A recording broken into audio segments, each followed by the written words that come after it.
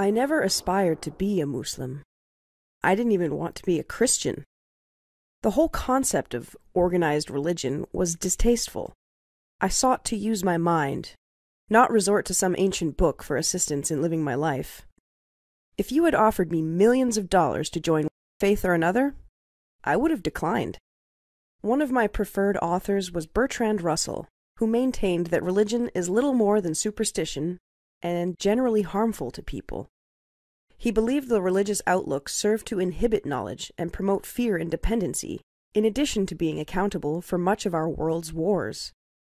I remember laughing out loud while reading "Hey, is that you, God?" by Dr. Pascal, in which he derided the concept of God through satirical dialogue.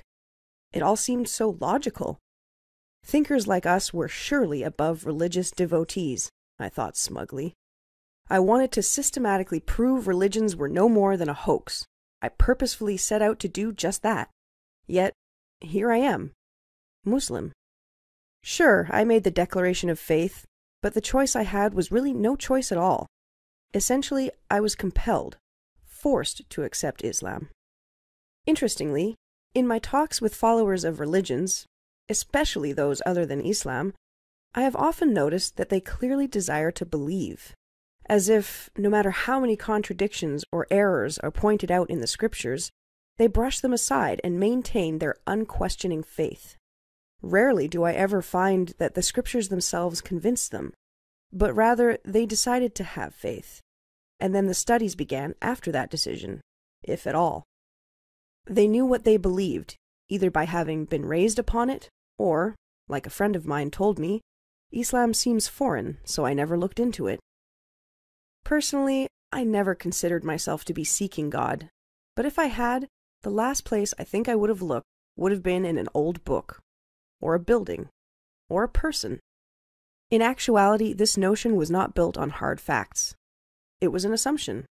I had no evidence. When I undertook reading the religious books, I was not biased towards them, but my intentions were to look for flaws. This approach helped me manage to maintain a fair amount of objectivity. My paperback translation of the Qur'an had been acquired for free. I didn't even stop to chat with the MSA students standing at the table stacked with books. I asked, "Is it free?" When they replied, "Yes," I grabbed one and continued on my way. I had no interest in them, only the free book to assist me in accomplishing my goal of debasing religions once and for all. But as I read that Qur'an, as its cover became worn and its pages tattered, I became more and more subdued. It was distinct from the other religious books I had also collected.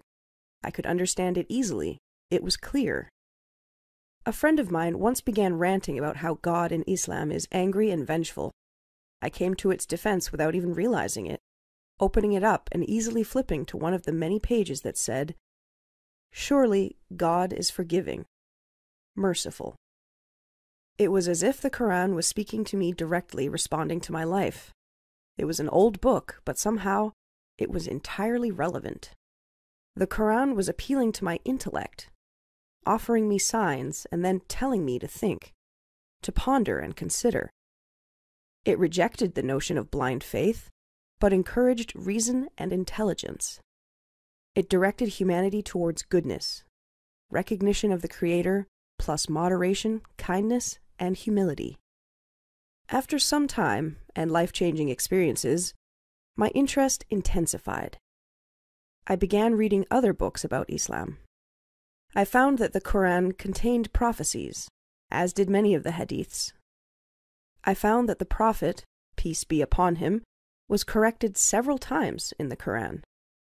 This seems strange if he had, in fact, been its author. I remember the warm artificial lighting in my apartment, and the weight of the air on the night I read this verse. Have those who disbelieved not considered that the heavens and the earth were a joined entity, and we split them asunder and made from water every living thing? Then will they not believe?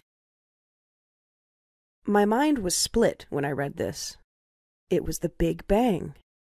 Suddenly not just a theory, and every living thing from water, wasn't that what scientists had just discovered? I was astonished.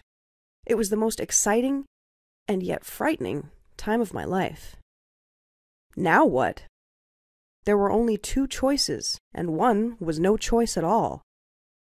I could not deny what I had discovered, ignoring it and going on with my life as before, though I did consider it briefly. That left only one option. I knew I had to accept Islam, because the only alternative was denying truth.